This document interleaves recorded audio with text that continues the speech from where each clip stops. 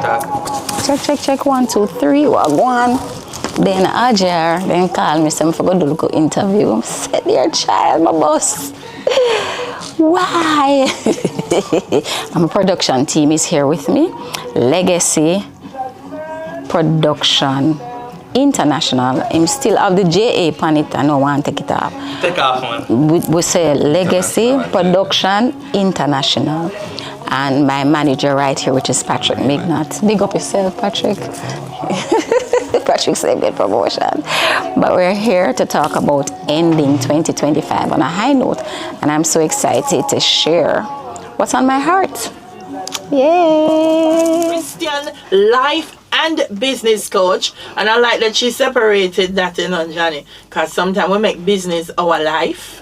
And are two different things. Yeah. Okay. She helps people gain clarity, build resilience, and move forward with purpose. So as we close out the final Monday of 2025, we have her here because we're reflecting on lessons learned, growth gained, and how we can intentionally end the year on a high note. Intention is important. Very important. It is very important. You have to be intentional if you're looking to produce anything at all. Excellent. Welcome to the show. Thank you so very much. How would you describe this year in one word? They look back at Jamaica for 2025. What would you say and why? Listen, refining. Refining? Yeah. Tell me what. Like you go in a fire. Yeah. And you get burned. You see like all them have gold and you put the gold and you get out all the impurities out of the gold, and when it's done, you see what is real. That's what 2025 did for me. Well, but that's a good thing. Yeah, because it's a trying thing, but it's a good thing. It's a good thing, and it has been a hard year, but a great year nonetheless, because it drowned out the noise, it drowned out the pretense, the fake part of you had to go, so the authentic part of you could come to the top, and that is what is real, not the other parts of you that shows up. And you're so right, because it's times like these. You are forced to be authentic. That is it. Because all the things where you use quote it up and everything. Yeah, man. It's gone. Yeah, you can't say you're good now. I mean, let's say you have the results to show that you're not good. Yeah. So even if you're saying you're good, we're looking on and saying, no, that's not true. It's okay not to be good. So sometimes people say, I want to end the year on a high note. But what do they often get wrong about that idea of ending it on a high note? When we say high note, we believe high note means doing everything perfectly.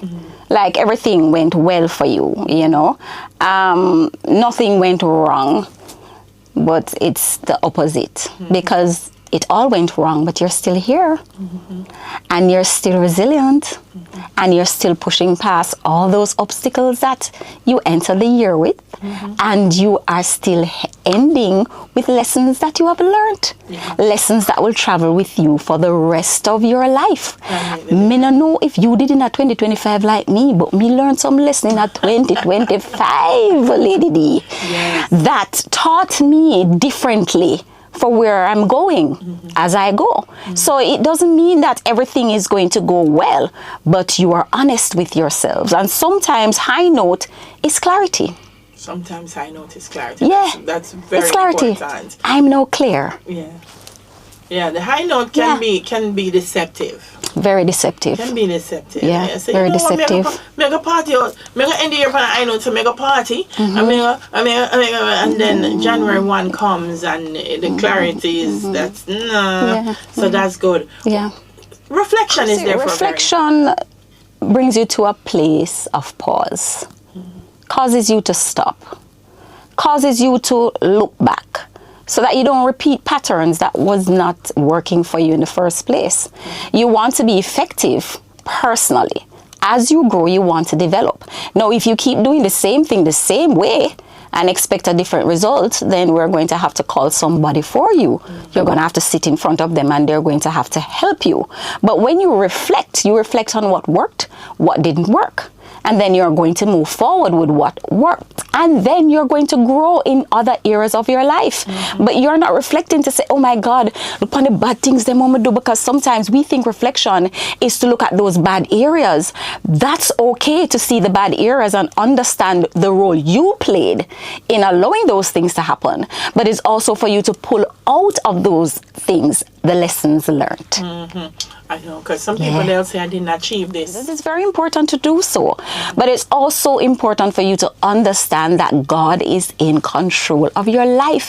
And even what you think is disappointment is also God working it out for your good at the end of the day. And so you have to have faith. If you don't have faith in this time, which means having that personal relationship with God, because I'm going to be pushing that as a life coach, you have to have a personal relationship with God. If you don't have that relationship with God, wayside will catch you.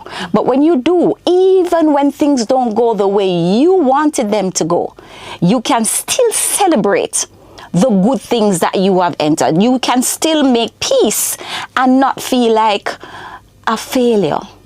And not be bitter about what didn't go right, because God is in control. I think what it also will do is to give you a little bit of patience. Yes. Yeah, it maybe didn't go the way how you thought it would go, but if God is in control, then something good is going to happen. Something great is going to happen. And so it didn't work out for 2025, but maybe that was just laying the foundation or planting the seed for 2026. And maybe it's not that it didn't work out. It worked out. Just not the way you intend for it to work out, because you don't have the full picture of the end of your life. You don't know the direction that your life is taking. You can see a part of it, which is just where you are now.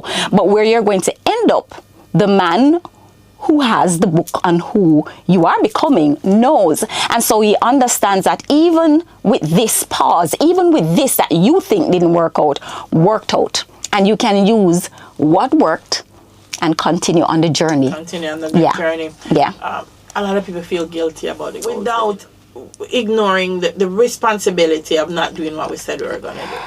I mean, I believe the guilt is not communication. I don't like the word guilt. I like convicted. Because that's what God does for us. I mean, after we have not done what we're supposed to do, we separate shame from ownership. So we take responsibility for the part we didn't play. And that is us being convicted. I can take responsibility and don't beat up on myself, because guilt just brings a level of it drains you. You ever feel guilty about something? You just not move. You're just in that one place thinking, oh my God, why did I allow this to happen? And I don't move from there. But if I'm convicted that I didn't do what I need to do, and I could have taken accountability for this that didn't happen, then what I do is change the way I think about the situation. My perspective now has to switch into how can I do it better. And as a coach, I don't really like goal setting so much too tough still enough. For real? No, man. I like make some plans, because sometimes why are you making these goals? Where are they coming from? We are wired to think that the world instructs us to be this kind of way, but why? Where's the book? I need somebody to tell me who wrote the book so that I can go read it for myself and understand why we're setting these goals. What are you trying to achieve? So I'm looking at where you want to be. Where do you want to be and why? Is it this a personal thing for you? Or is it something that you see? You see a bro I do something and we just want to follow bro, because when we say bro I do that, bro get whole heap of followers and whole heap of likes, or bro get popular. But what is that going to do for you at the end of the day? How do you walk in purpose by doing that? So I'm about fulfilling the purpose as God ordained. We're going back to authenticity.